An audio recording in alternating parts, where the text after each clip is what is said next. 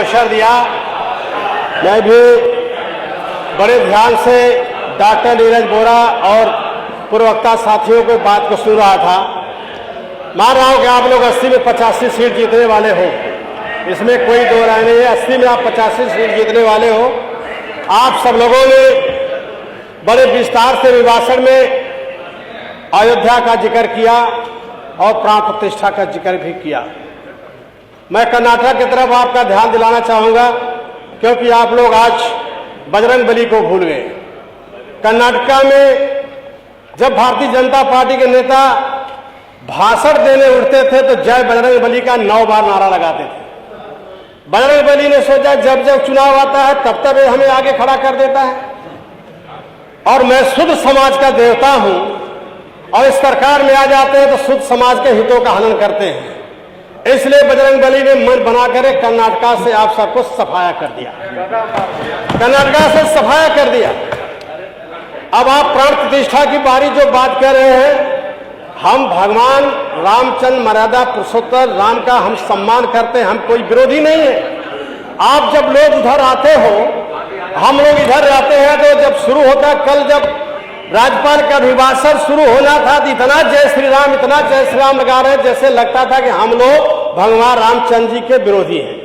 आप लोगों को ऐसा ही लग रहा है। लेकिन तुलसीदास ने लिखा है, क्योंकि मत सुनिए, तुलसीदास ने लिखा है घटघट वासी राम, याद है कि नहीं याद है? फिर भगवान रामचंद्र जी हर बात को अच्छी तरह जानते हैं कि ये समय से पहले आप लोग बहुत अपना ऐसा लग रहा है जैसे कि सारा काम हमने ही कर दिया है। 1991 में जब राष्ट्रीय एकता परिषद की बैठक हुई थी, तब माननीय मुलायम सिंह यादव ने कहा था ऐसा नाजुक मसला है, या तो आपसी भाईचारे से निर्णय होगा या कोर्ट के न्यायालय के फैसले से होगा। तो सुप्रीम कोर्ट के सुनिए गोली मार, आप भी उस जगह होते तो आप भी गोली मारते।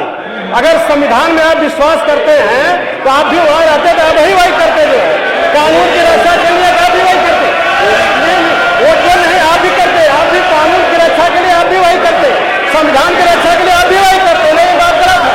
माननीय सदस्य, आप इधर देख के बात कर लीजिए। राष्ट्रीय अध्यक्ष ने, हमारे नेता ने कहा था कि ऐसा नाजुक मसला है, या न्यायालय के फैसले से निर्णय होगा या आपसी भाईचारा से।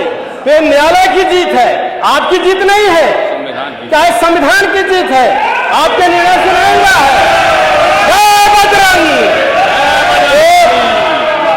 अब आइए प्राण प्रतिष्ठा पे, जो आपने आनंद फानन में देश के शंकराचार्यों ने कहा कि अभी मुहूर्त नहीं है, अभी समय नहीं है, अभी मंदिर बन के तैयार नहीं है, लेकिन आपने जिस मनसा और जिस सोच के तहत समय से पूर्व प्राण प्रतिष्ठा किया है, उसको घटघट वासी राम अच्छी तरह समझ गए, भगवान राम जान गए हैं कि आप ये राजनीतिक फायदा के लिए शंकराचार्यों का उल्लंघन करते हुए आपने प्राण प्रतिष्ठा किया।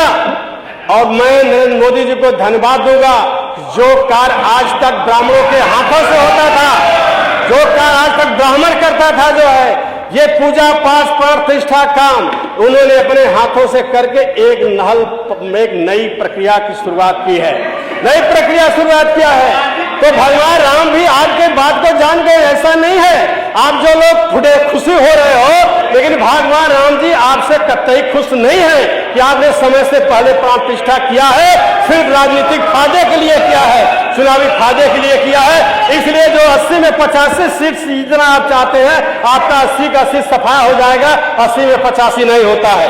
साथियों, आपका ये जो अभिभाषण पढ़ा गया उसमें जीरो टॉलरेंस, और वैसे भी आप बार बार जीरो टॉलरेंस की बात करते हैं, कानून व्यवस्था की बात करते हैं, तो जीरो टॉलरेंस का ये ज्यादा उड़ान है। पुलिस अभिरक्षा में तमाम हत्याएं हो रही हैं, हो रही कि नहीं हो रही है?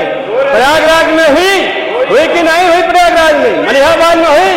देश के तमाम थानों में जो है पुलिस सुरक्षा में हत्याएं हो रही हैं।